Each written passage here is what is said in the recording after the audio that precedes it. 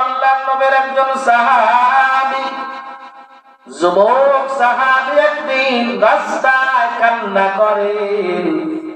ওই রাস্তা দিয়ে চলতেছিলেন হযরত ওমর ফারুক।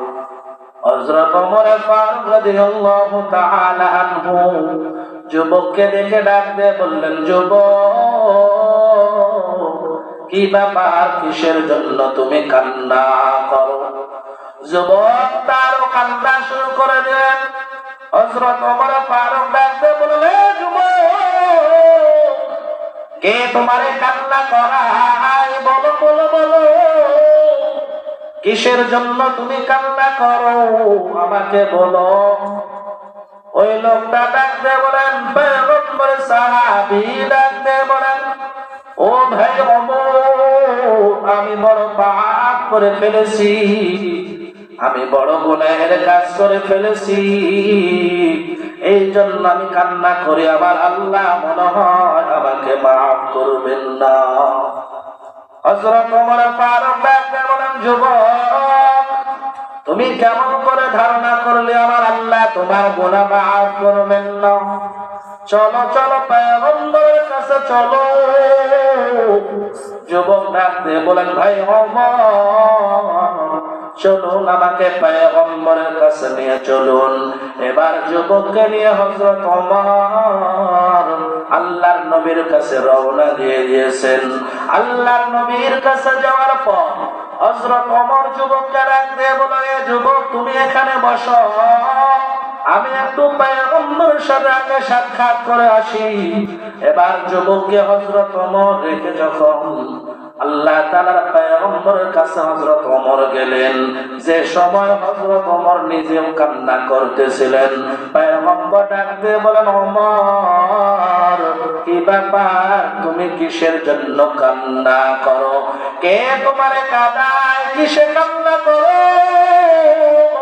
হযরত ওমর ফারুক ডাক দিয়ে বলেন, পয়গম্বর, আপনার একটা যুবক সাহাবীর কান্না আমাকে কান্না করায়।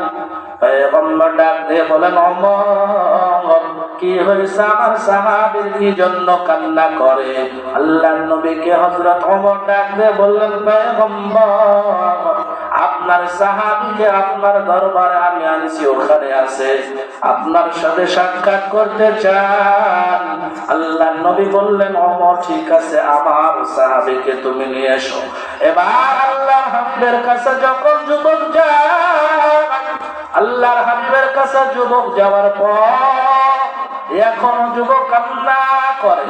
আল্লাহর নবী ডাকতে বললেন, যুবক, বলো বলো, কি ব্যাপার, কিসে তোমার কান্না করায়, কি করেছো তুমি? যুবক সাহাবী ডাক দিয়ে বলেন, পয়গম্বর, আমি সাংঘাতিক গুনাহ করে ফেলেছি, গুনাহর কারণে আমি কান্না করছি। আল্লাহর নবী ডাক দিয়ে বললেন, ও আমার সাহাবী, কিসে কি গুনাহ করেছো, কি এমন বড় গুনাহ করেছো, বলো, আল্লাহর রহমতের চাইতো তোমার গুনাহটা কি বড়? যুবক ডাক দিয়ে বলেন, ওগো পয়গম্বর, আমার মনে হয় আল্লাহর রহমতের চাইতো আমার গুনাহটা অনেক বড়। আল্লাহর নবী ডাক দিয়ে বলেন, যুবক, বলো বলো বলো, তোমার গুনাহটা কি আল্লাহর সৃষ্টি কুলের চাইতো কি বড়? যুবক ডাক দিয়ে বলে, পয়গম্বর, আমার মনে হয় আল্লাহর সৃষ্টি কুলের চাইতে আমার গুনাহটা বড়। আল্লাহর হাবিব বলেন, যুবক, তুমি কি কাউকে হত্যা করেছো নাকি? যুবক ডাক দিয়ে বলে, ও পয়গম্বর, না না, আমি কাউকে হত্যা করি না। আল্লাহর হাবিব ডাক দিয়ে বলেন, যুবক, তাহলে তুমি কি আল্লাহ তাআলার সাথে শরীক করেছো, শিরকের গুনাহ করেছো নাকি? যুবক ডাক দিয়ে বলে, ও পয়গম্বর, না না, আমি শিরকের গুনাহ করি নাই। আল্লাহর হাবিব বললেন, যুবক, তাহলে তুমি বলো, কি এমন গুনাহ করে ফেলেছো? এবার যুবক সাহাবী ডাক দিয়ে বলেন, ও পয়গম্বর, আমি ছিলাম একজন কাফন চোর। মানুষ মারা গেলে আমি রাতের বেলা তাদের কাফন গুলো চুরি করি, বাজারে আমি কম দামে কাপড়গুলো বিক্রয় করে দিতাম। এই কাপড়গুলো বিক্রয় করে যা টাকা পাই ওই টাকা দিয়ে আমি আমার সংসার চালাই। একদিন মদিনার একজন সুন্দরী নারী মারা গেল।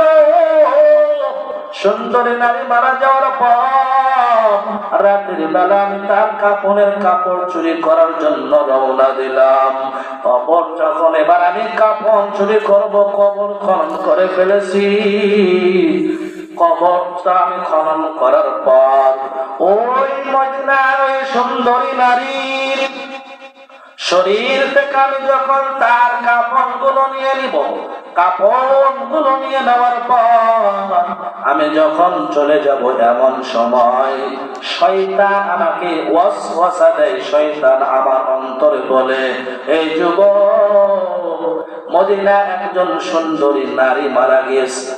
এই জাতির জন্য গভীর রাত, আশেপাশে কোনো মানুষ নাই, এত একজন সুন্দর নারী, এই নারীর সাথে তুমি যদি এখন মিলিত হও তাহলে আশেপাশে কোনো মানুষ তোমাকে দেখারও নাই, কেউ তোমাকে বাধা দেওয়ার নাই, তোমাকে কেউ নিষেধ করবে না। যাও, তুমি তার সাথে মিলিত হয়ে যাও। সাহাবী ডাক দিয়ে বলেন, পয়গম্বর, আমি এবার শয়তানের ওয়াসওয়াসায় পড়ে, ধোঁকায় পড়ে ওই মহিলার সাথে যখন মিলিত হয়ে গেলাম, ওই মহিলার সাথে মিলিত হওয়ার পর আমি যখন চলে আসব, আমার মনে হচ্ছিল মহিলাই আমাকে ডাকবে, বলে, সারা জীবন আমি আমার সতীত্বটা নষ্ট করি নাই, সারা জীবন আমি আমার সতীত্বটা ধরে রেখেছিলাম। তুমি আমাকে হাজার হাজার মানুষের সামনে আমাকে তুমি লাঞ্ছিত করলে, অপমানিত করলে, আমাকে বেইজ্জতি করে দিলে, কিয়ামতের ময়দানে আমাকে অপবিত্র হয়ে উঠবার ব্যবস্থা করে দিলে।